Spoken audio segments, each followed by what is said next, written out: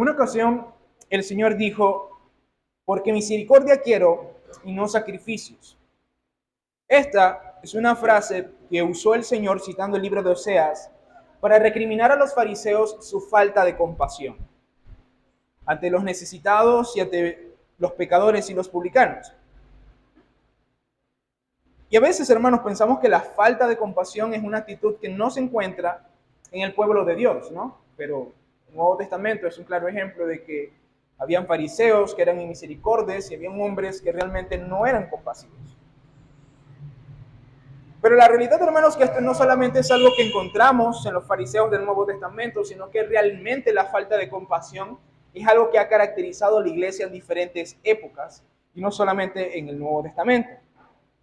Por lo que nosotros debemos preguntarnos si en nuestra época realmente la misericordia y la compasión están presentes en la vida de la iglesia. Esta es una pregunta que, con sinceridad, hermano, es necesario hacerla con humildad y con suficiente examen para dar una respuesta. Y ni siquiera hacer una pregunta de carácter tan personal, aunque sí es válido hacerlo de carácter personal, sino a nivel eclesiástico.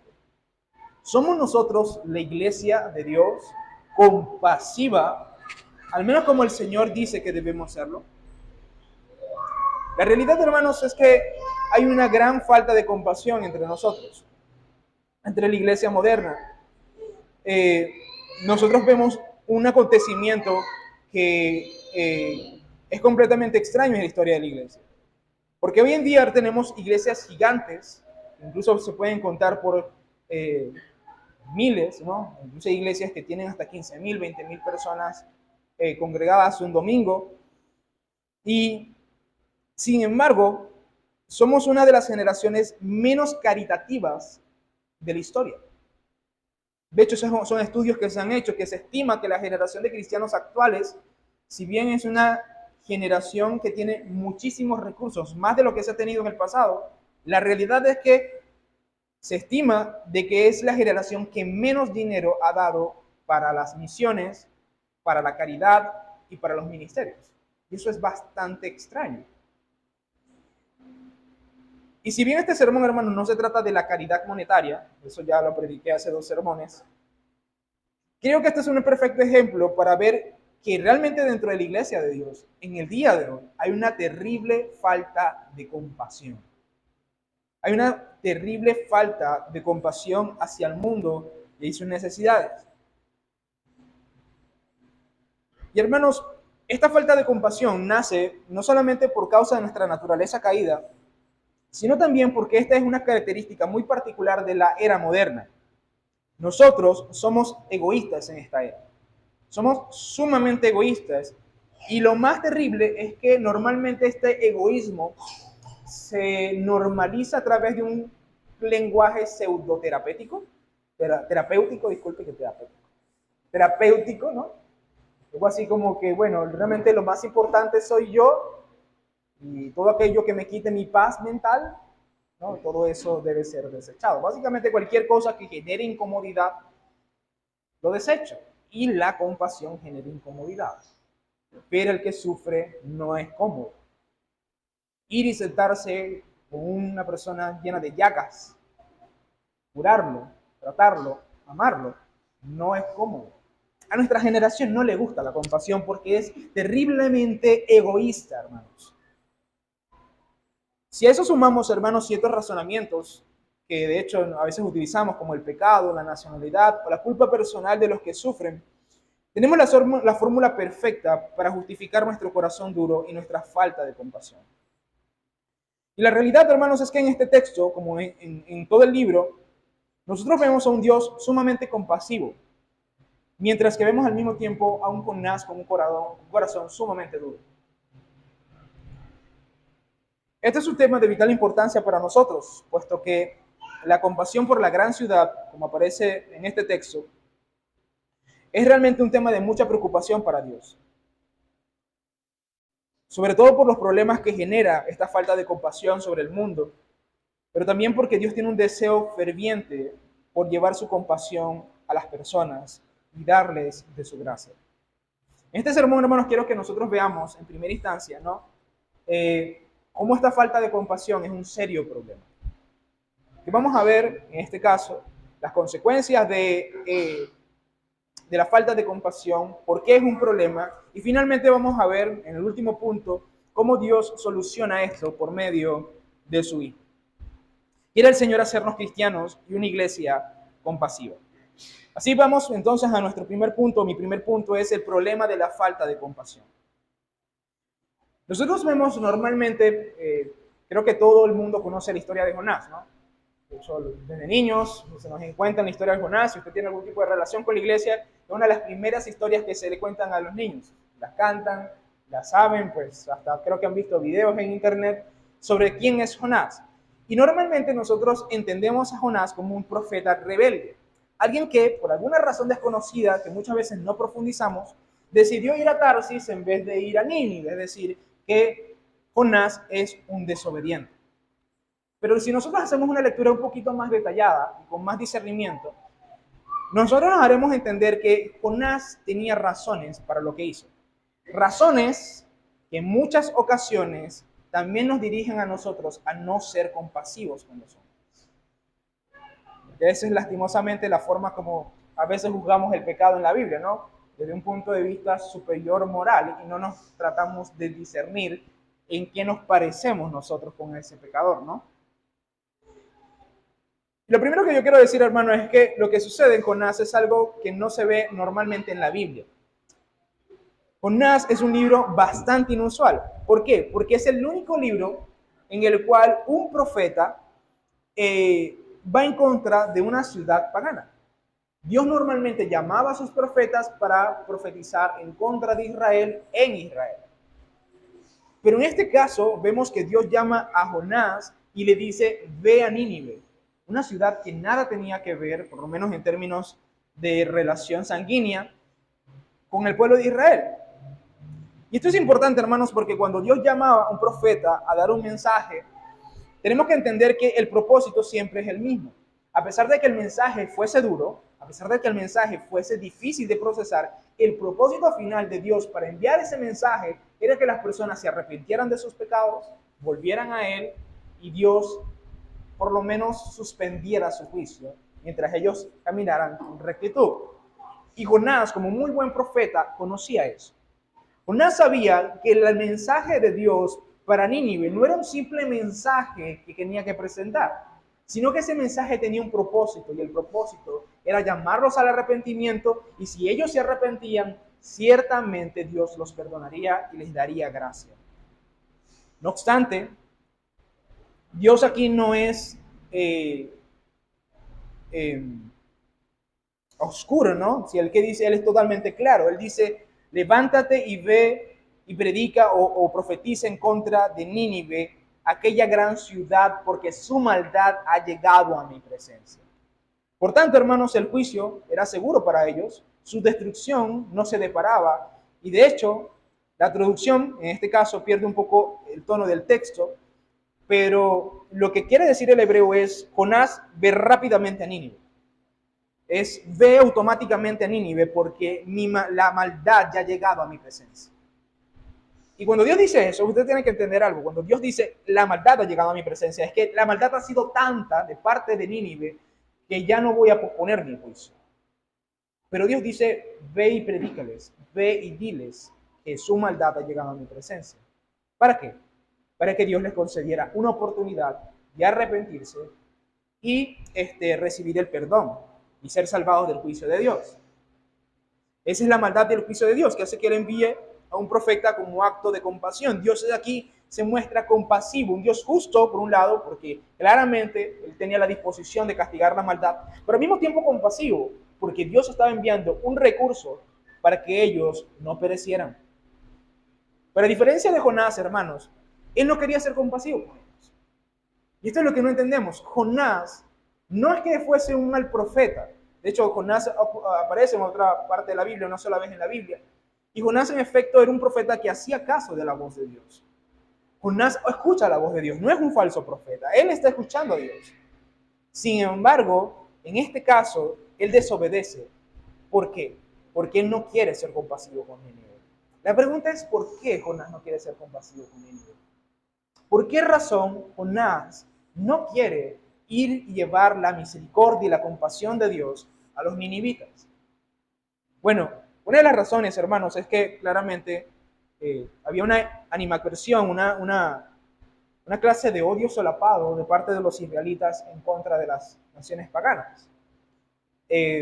Sin embargo, esto era bastante generalizado, pero Nínive era una ciudad con una maldad terrible. Y esto hacía que la compasión fuese un poco más difícil. Hermanos, Nínive era la capital del imperio asirio. Y Asiria en ese momento estaba buscando conquistar todas las naciones, no un imperio, básicamente, eso es lo que significa ser un imperio. Entonces, ellos sabían, y Jonás sabía, que Nínive, tarde o temprano, iban a destruir, iba a arrasar con Jerusalén, iba a arrasar con Israel.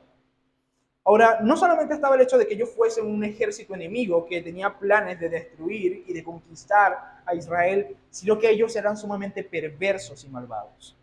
A fin de explicar bien esto, hermanos, quiero citar a Tim Keller en su libro El profeta pródigo, que da una explicación bastante detallada sobre quiénes eran los ninivitas y cómo se comportaban ellos. Fíjense lo que dice Tim Keller en su libro.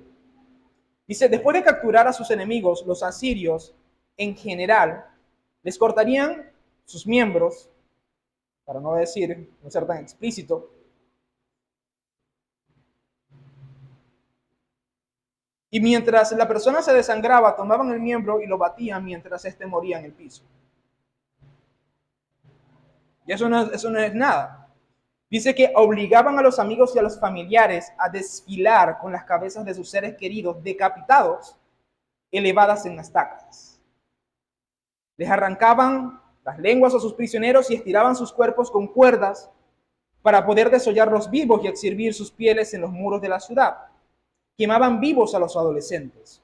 Los que sobrevivían a la destrucción de sus ciudades estaban condenados a sufrir formas crueles y violentas de esclavitud. Los asirios han sido llamados en varias partes por diferentes historiadores como un estado terrorista. Ahora, cuando usted escucha eso, tiene conocimiento de eso, usted entiende un poquito más a Jonás. Y se le baja un poquito los humos y empieza a juzgarlo menos.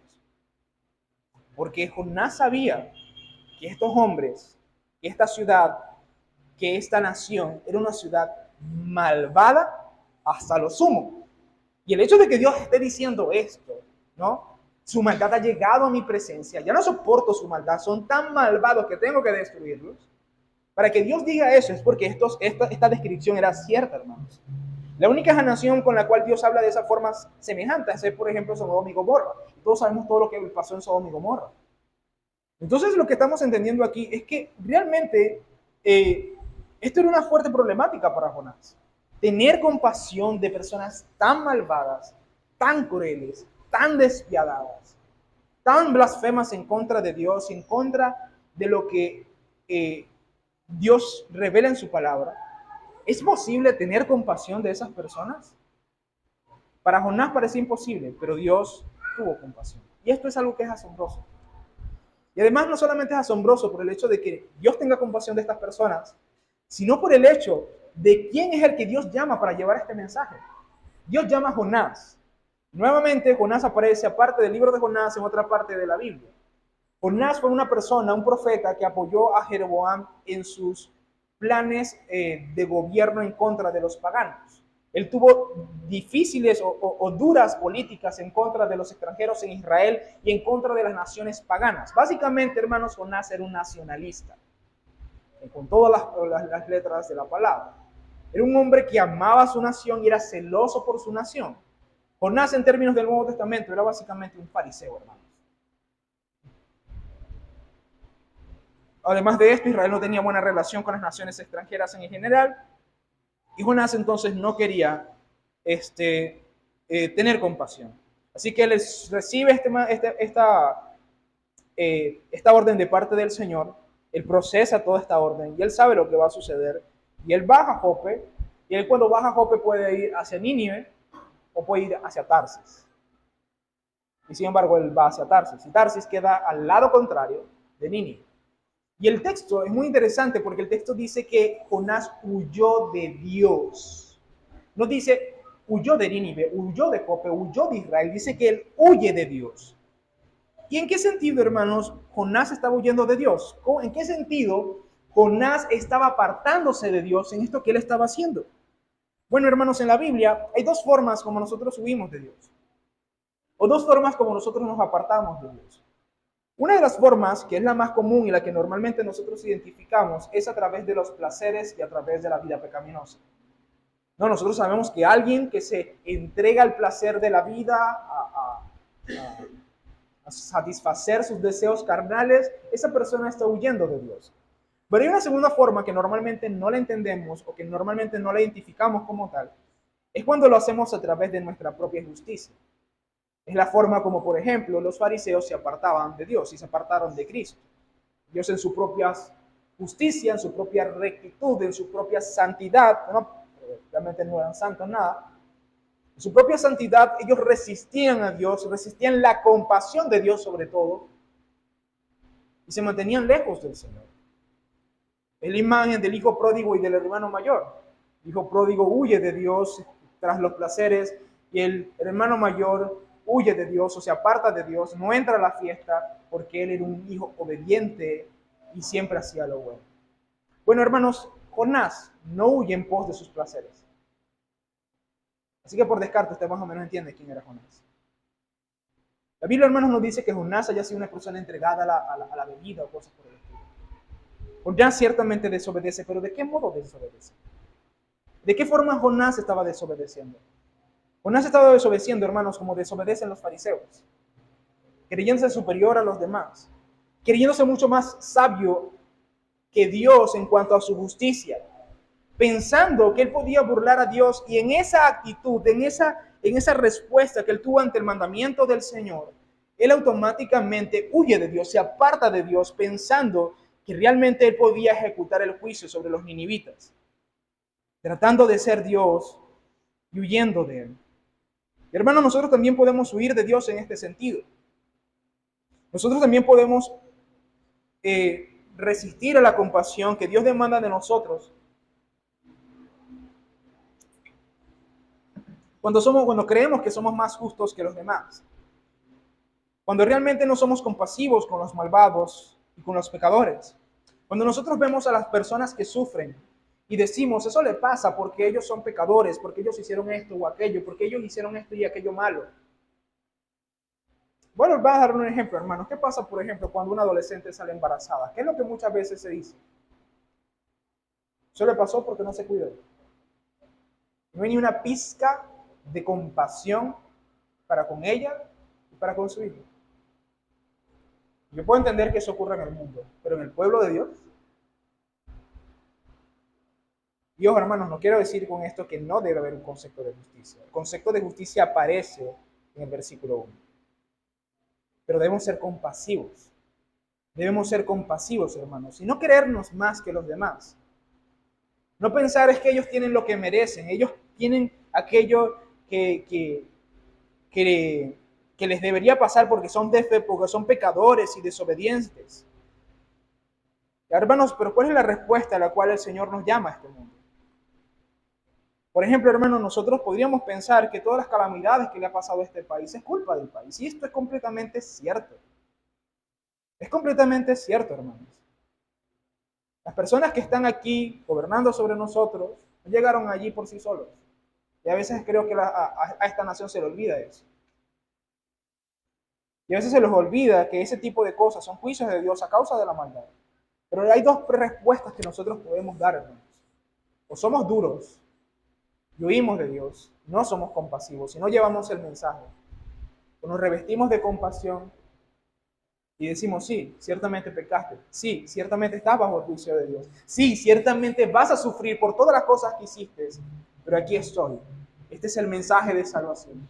Esta es la mano de ayuda que la iglesia te ofrece. Este es el sustento que yo puedo darte. Esta es la ayuda que yo puedo darte. Permíteme cargar también con lo que estás sufriendo. Hermanos, nosotros tenemos que ser compasivos. No ver el juicio que Dios está revelando sobre este mundo con superioridad moral o con cualquier cosa que pase por nuestra cabeza que nos haga tratar a las personas de forma dura. Y hermanos, al igual que Nínive, Nínive era una gran ciudad y nosotros también estamos en una gran ciudad. De hecho, estamos en la tercera ciudad más grande del país, si usted no lo sabía. Y hermanos, nuestra ciudad también sufre por múltiples motivos. La pregunta es, ¿qué haremos nosotros ante el sufrimiento de nuestra nación, ante el sufrimiento de nuestra ciudad? ¿Seremos nosotros compasivos y tiernos como lo fue nuestro Señor Jesucristo, que veía las multitudes y los veía como ovejas sin pastor y se llenaba de compasión por ellos? ¿O acaso iremos con dureza en nuestro corazón y sencillamente nos vamos a quedar en nuestras casas, no haciendo nada y viviendo muy cómodamente, ¿no? Yendo a un lugar tranquilo, yéndonos de vacaciones a Tarsis? Nosotros tenemos que tratar a Nínive, Señor, hermanos, tenemos que tratar a la ciudad, tenemos que tratar a nuestro prójimo, a nuestros vecinos, a las personas que están a nuestro alrededor, con todas sus necesidades, con todas sus problemáticas, con todos sus pecados, con toda su terquedad, con todo lo que eso amerita. Debemos tratarlos con compasión, ser compasivos con ellos, ser compasivos con ellos, hermanos. No obstante, nosotros vemos en esta historia que Jonás siguió y tomó la decisión de huir a Tarsis, pero como veremos, lejos de ser ignorado por Dios y Dios dejarlo en su pecado, Dios trae consecuencias sobre Jonás y un juicio para que la labor se lleve a cabo.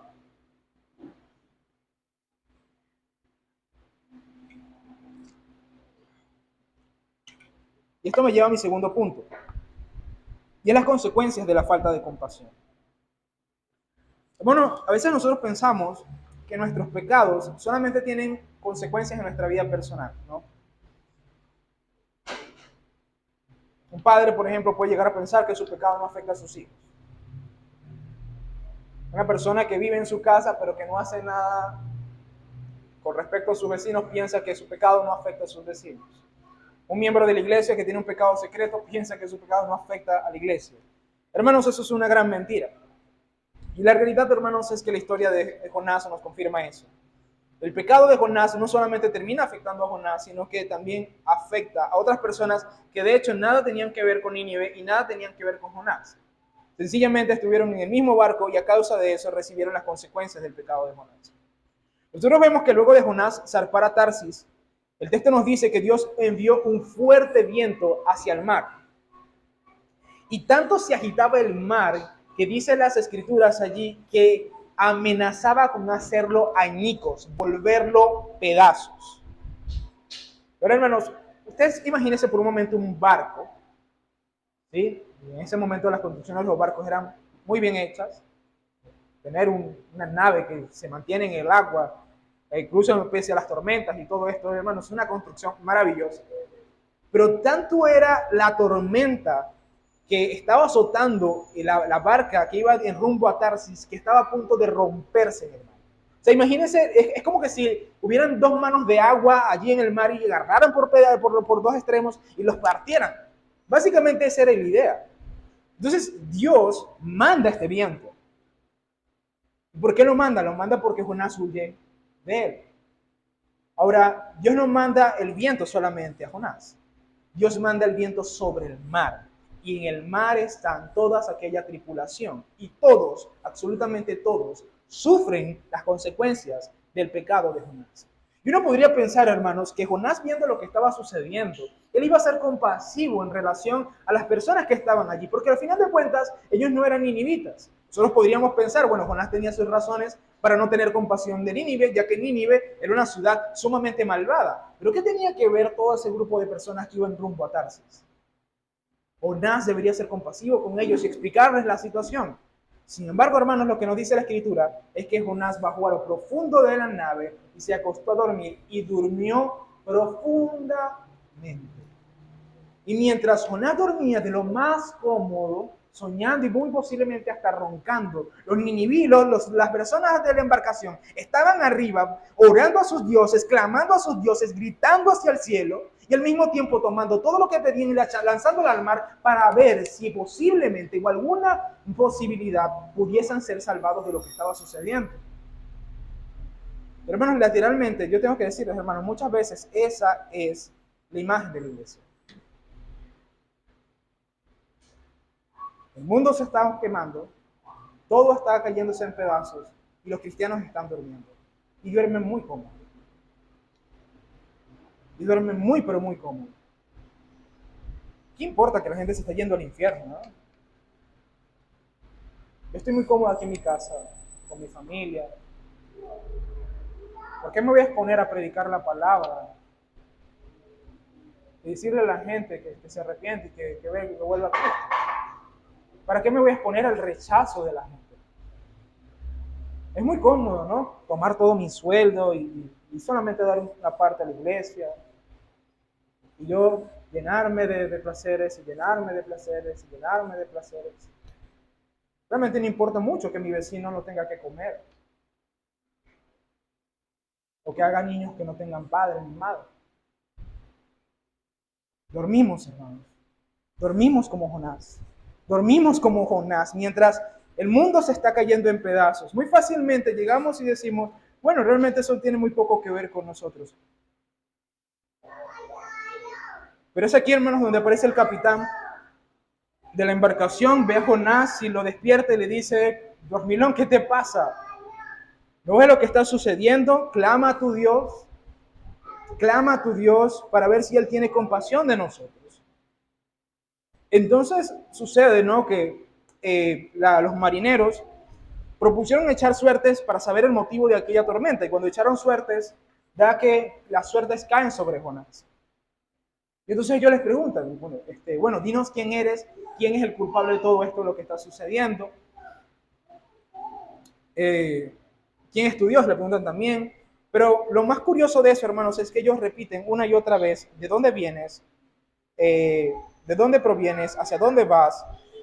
Hay por lo menos unas 3 preguntas que hacen referencia a la nacionalidad y el lugar de donde provenía Jonás.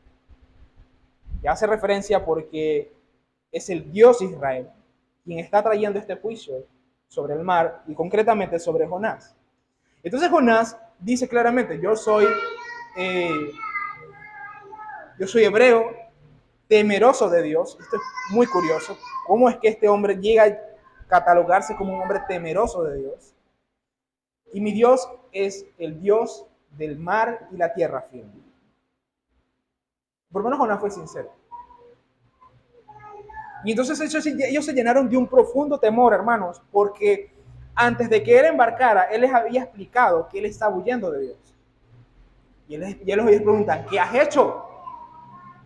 ¿Qué has hecho? ¿Qué es lo que has hecho? Porque ellos en ese momento cayeron en cuenta, porque dice, bueno, aquí hay muchos dioses, ¿no? Aquí muchos creen en diferentes dioses. Pero resulta que este hombre, temeroso de Dios, está huyendo de Dios, del mar, del cielo y la tierra. Este es el culpable. Nos está sucediendo esto por esta razón. Y es allí, hermanos, donde nosotros entendemos que la falta de compasión de Jonás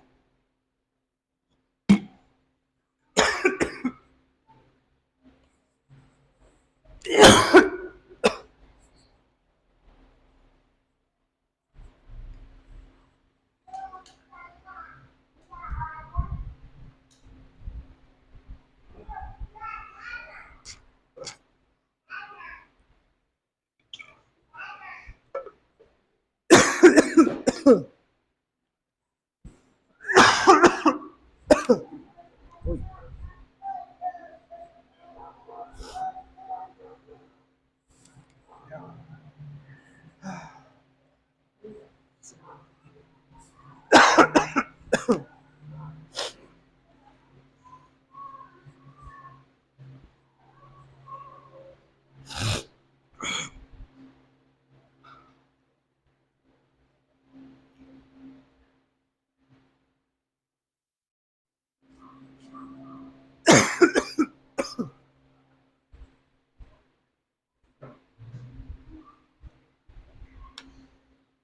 ay, gracias.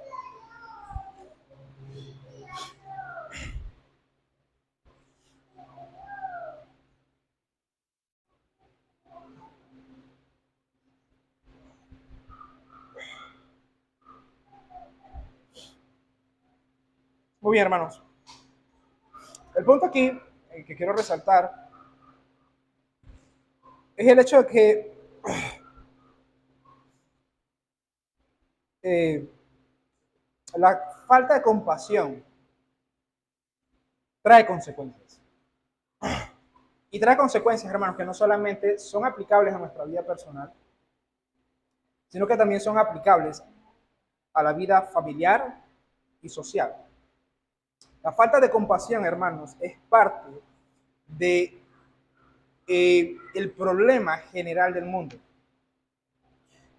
Y eso es un problema, hermanos, porque nosotros, nuevamente, nuestra generación tiende a ser muy individualista y no tener correctamente un concepto de comunidad o de relación social.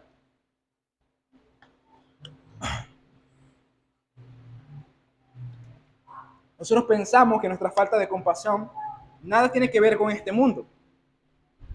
Y por ese mismo motivo dormimos como Jonás mientras los hombres tratan, orando a sus falsos dioses y sacrificando sus recursos para poder salvarse de la tormenta. Pero nosotros debemos reconocer, hermanos, que gran parte del problema de este mundo es la falta de compasión de la iglesia. Gran parte del problema que tiene este mundo y de la tormenta que azota este mundo es la falta de compasión que tiene la iglesia. Nosotros vemos la falta de compasión, hermanos, cuando realmente no nos inmiscuimos con los problemas de nuestra sociedad. Cuando nosotros no nos inmiscuimos en los problemas de nuestro prójimo. Por ejemplo, hace poco, hermanos, y este es un tema del cual yo siempre he estado pensando. Hace poco, el Ministerio Byte, el que aparece en YouTube, publicó un video que decía: ¿están los cristianos preparados para la despenalización del aborto?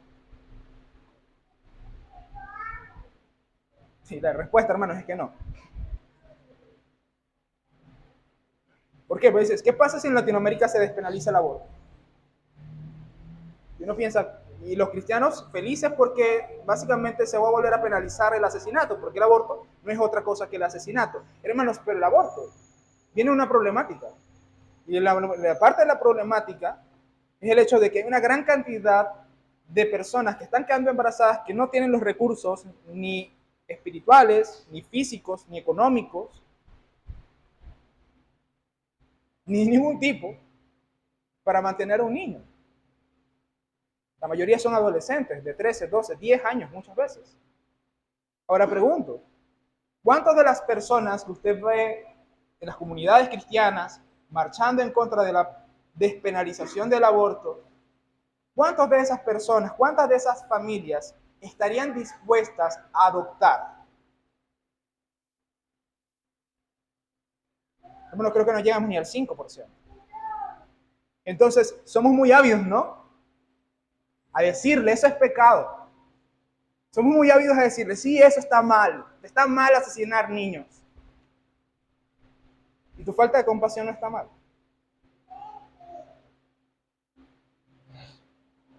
Hermanos, esto es serio. Es muy fácil decirle, hermanos, que los gobiernos son malvados y todo esto y aquello. Sí, hermanos, está bien, chévere. ¿Cuántos cristianos, cuántas iglesias realmente están dispuestas, no como iglesias, sino como cristianos, a hacer presión política, a hacer política? No, la política es del diablo, no me pienso ensuciar las manos con eso es muy problemático. Pero mientras tú te ausentas y dejas de ser luz en esas áreas de la vida, los malvados toman para sí los poderes. Y sé que es un tema problemático, pero si tenemos compasión de la ciudad, si tenemos compasión, hermanos, pero es en serio, si tenemos compasión del mundo, nosotros nos comportaríamos de una forma muy diferente. Si los cristianos entenderían el tipo de compasión a la cual el Señor nos llama, el ver un pastor lleno de riquezas, sería para nosotros una cosa imposible de soportar. Sería imposible de soportar. Por ejemplo, si no me falla la memoria, hermanos, creo que hubo una iglesia aquí en Venezuela que tomó sus recursos para hacer un parque recreacional, algo así muy extraño, pero más o menos ¿por qué?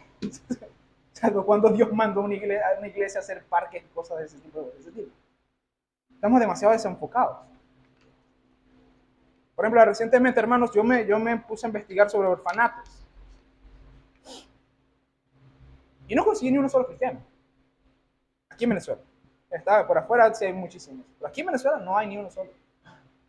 Y yo dije, Señor, yo sé que yo no puedo, pero por favor manda uno.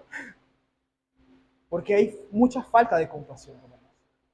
¿Por qué, hermanos? Porque ser compasivo es realmente problemático. Es más fácil hacer como lo que hicieron aquellos dos israelitas en la historia del samaritano, ¿no? Pasar, ver a aquel hombre necesitado y seguir de largo. Pero ser movido a misericordia, como lo dice el samaritano, es observar, ver la herida, ver la sangre. Y no es cómodo eso. Y después tomarlo en tus brazos, llevarlo, gastar tu dinero y gastar tus recursos. Y muchas veces, hermano, y muchas veces tenemos que entender que muchos de esos esfuerzos que nosotros vamos a hacer, discúlpame que lo diga así, van a ser en vano. Porque mucha gente no los aprecia, pero muchas veces sí. Cuando yo empecé a evangelizar, cuando estaba más joven, ¿no? Una de las personas a las cuales yo me dediqué a evangelizar eran las personas de la calle. Ese tipo de personas que algunos hermanos no querían predicarles. Y con sinceridad y con dolor tengo que decirlo. Había personas que evitaban con todo su corazón acercarse a esas personas. Y se les veía en la cara. Y yo detestaba salir a predicar con esas personas cuando yo iba. Yo prefería ir con otra persona porque yo sé que yo tenía la tendencia a predicarle a ese tipo de personas. Ahora, ¿qué pasa, hermanos? Tú puedes ser muy compasivo con ellos. Tú puedes amarlos y darles lo que necesiten. Y Dios nos llama a eso. Pero muchas veces esas personas no quieren salir de ese estado. Y eso es difícil. Es difícil uno persistir en ser compasivo cuando esa compasión no es retribuida. Y, hermanos, tenemos que estar dispuestos a eso. Tenemos que estar dispuestos a eso. A no ser compasivos porque la gente se va a arrepentir, porque la gente se va a transformar. No, hermanos, tenemos que ser compasivos porque ese es el llamado de Dios a la iglesia. Y si las personas se convierten, si las personas son sanadas, si las personas son recuperadas de su estado de miseria, gloria a Dios. Pero si no sucede así, no importa porque estoy haciendo lo que Dios me llama a hacer. Si Jonás fuese ido a Nínive y Nínive no se fuese arrepentido, Jonás tenía que alegrarse, no es que Nínive se destruyera, sino en el hecho de que él hizo la voluntad de Dios. Y nosotros tenemos que apelar a las dos cosas. Debemos procurar subsanar las necesidades de las personas, pero incluso si eso no sucede, debemos hacerlo. ¿Por qué? Porque a Dios le agrada y Dios eso es lo que quiere de nosotros. Hermanos, nosotros tenemos que ser compasivos. Tenemos que dejar de dormir como iglesia. Tenemos que dejar de ser tan indiferentes a nuestra sociedad, a nuestros hermanos, a nuestro prójimo, a nuestra familia. Debemos dejar de dormir y buscar que las cosas se resuelvan de una forma u otra. Y no hacernos los aludidos, ¿no? Pensar que nosotros, en nuestra falta de compasión, no tenemos culpa de lo que está sucediendo actualmente en el mundo. Porque la realidad, hermanos, es que tal vez no veamos las consecuencias de una forma tan dramática como ocurre en esta historia, pero sí podemos ver las consecuencias de una forma más normalizada. Nosotros podemos ver, hermanos, familias destruidas. Nosotros podemos ver niños abandonados, podemos ver personas sin esperanza, podemos ver personas solas, con consecuencias del pecado de mil y una formas. Ahora, hermanos, el único mensaje que puede dar salvación y restauración a esas personas es el Evangelio. Y más terrible es sobre nosotros, hermanos, las personas reformadas, porque nosotros decimos que conocemos muy bien el Evangelio y que lo podemos aplicar a todas las áreas de la vida. Y que los demás son deficientes en su predicación. Y si eso es así, entonces ¿por qué no predicamos más de lo que predican ellos? Porque nos falta compasión. Nos falta tener un corazón más tierno hacia las necesidades de las personas y recordar, hermanos, que las personas están siendo afligidas, abatidas, hermanos, por causa de su pecado y que el Evangelio es la forma como debemos mostrarnos compasivos para con ellos. Finalmente, hermanos, vamos a ver la solución a esta falta de compasión o de las consecuencias de esta falta de compasión. Esta problemática necesita una solución. No solamente debemos tener conciencia de nuestro problema de falta de compasión y sus implicaciones en la vida de los hombres, sino que también, hermanos, necesitamos tomar medidas, dar una respuesta, dar una solución. Ahora bien, hermanos, los marineros de esta historia ya conocían cuál era el problema, ¿no? Ellos sabían que Jonás estaba huyendo de Dios. Aquel hombre temeroso de Dios estaba huyendo de Dios. El chiste se cuenta solo. Sin embargo, ellos no querían hacer lo que les había propuesto Jonás. Jonás les dijo, bueno, lánzame al mar, ustedes se darán cuenta que el mar se va a aquietar. ¿Por qué? Porque esta tormenta está sucediendo por mi culpa. Lánzame al mar y todo esto se va a acabar. Pero ellos, parecían más piadosos que Jonás, ellos trataron de buscar una solución alterna, ¿no? Ellos dicen, bueno, me imagino que ellos pensaron, ¿cómo vamos a agarrar a este hombre y lo vamos a lanzar a mar? Básicamente lo estamos asesinando, y más con esta tormenta. Era imposible que él se salvara. De broma nos estamos salvando nosotros que estamos en un barco. Entonces ellos, tratando de buscar una solución alternativa, dice que tomaron los remos, ¿no? Y empezaron a remar tratando de llegar a la costa más cercana para poder por lo menos resguardarse del mar y poder llegar a tierra firme. Pero lo que dice la escritura, hermanos, es que cuando ellos intentaron hacer esto, la furia del mar aumentó mucho más. O sea, ellos trataron de moverse un poco y apenas Dios vio que se estaban empezando a mover como tratando de escapar de la ira de Dios, de escapar del juicio de Dios, automáticamente Dios mandó más juicio y más ira sobre ellos.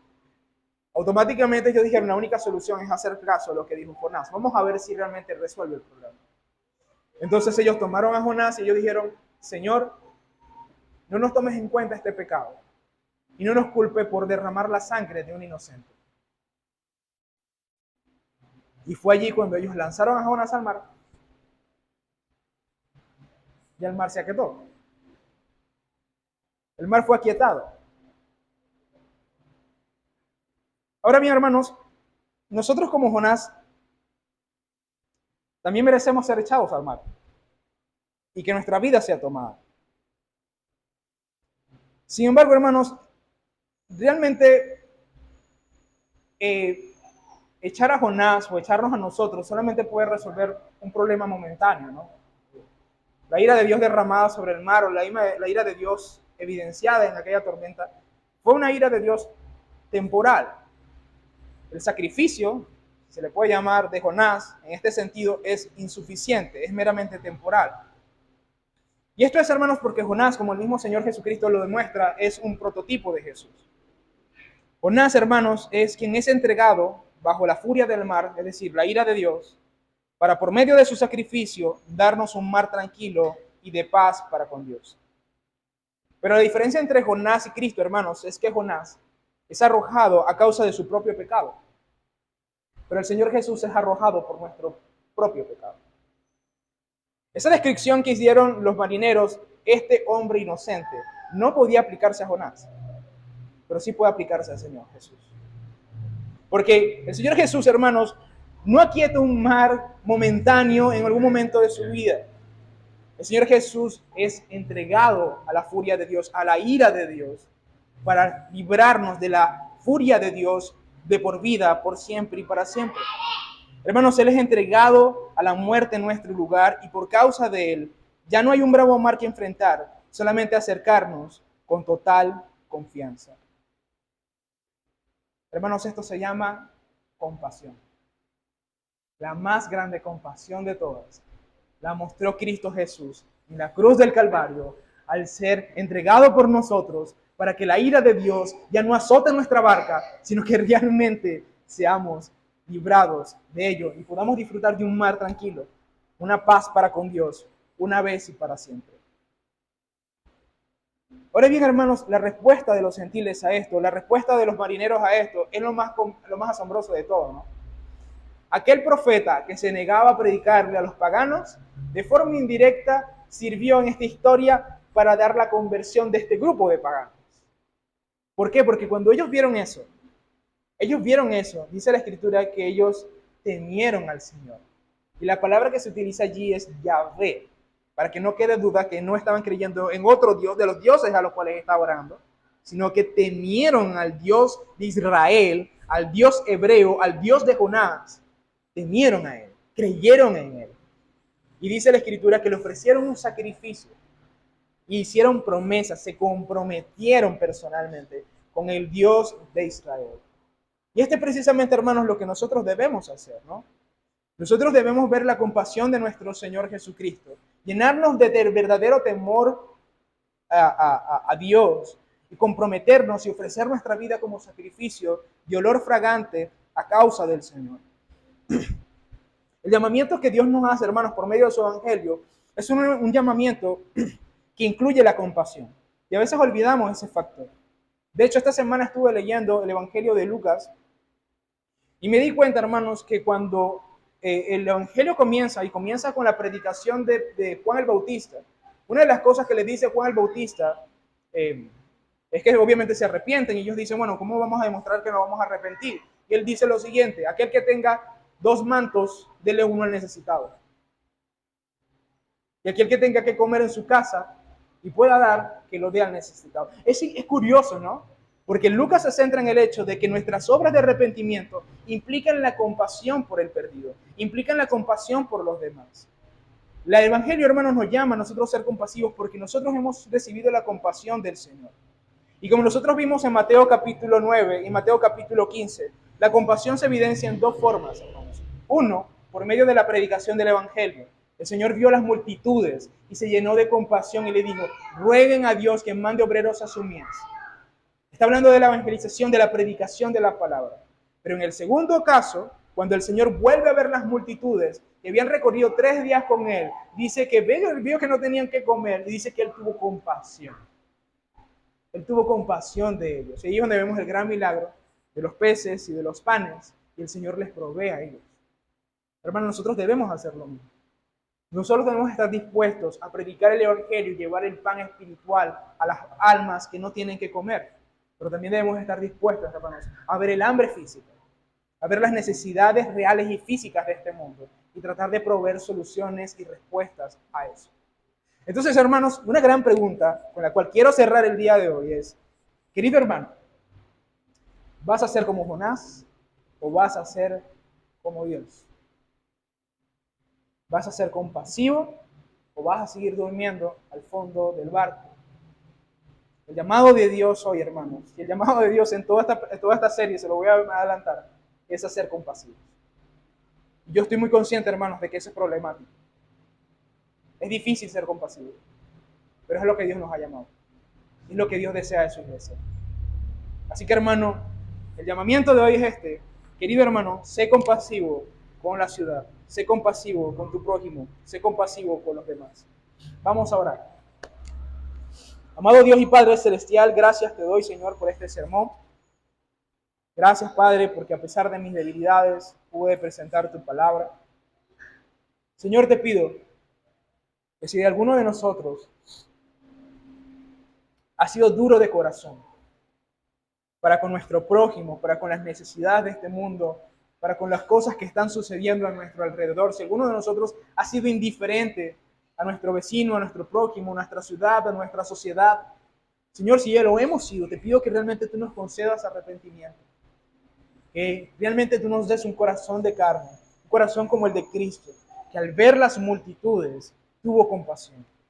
Así, Señor, nosotros podamos ver el casi 2 millones de personas que hay en esta ciudad, que nosotros podamos ver esa cantidad de personas y tengamos compasión, que podamos verlos como ovejas sin pastor, que necesitan ser pastoreadas por ti, que necesitan regresar a tu grey, que necesitan volver a tu Dios. También te pido que nos ayudes a tener compasión de los que no tienen.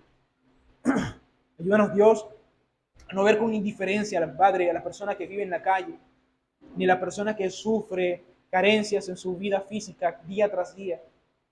Ayúdanos, Señor, en todo momento. Ayúdanos, Dios, a practicar la compasión que tú has revelado en tu palabra para con nosotros, Señor. Que así como tú fuiste compasivo de nosotros, entregándote por nosotros en la cruz del Calvario, así nosotros seamos compasivos con los demás, entregando nuestras vidas para darles salvación, para darles alimento, para darles para sus necesidades. Señor, te ruego que esto sea obrado en nuestra iglesia, en el nombre de Cristo Jesús. Amén.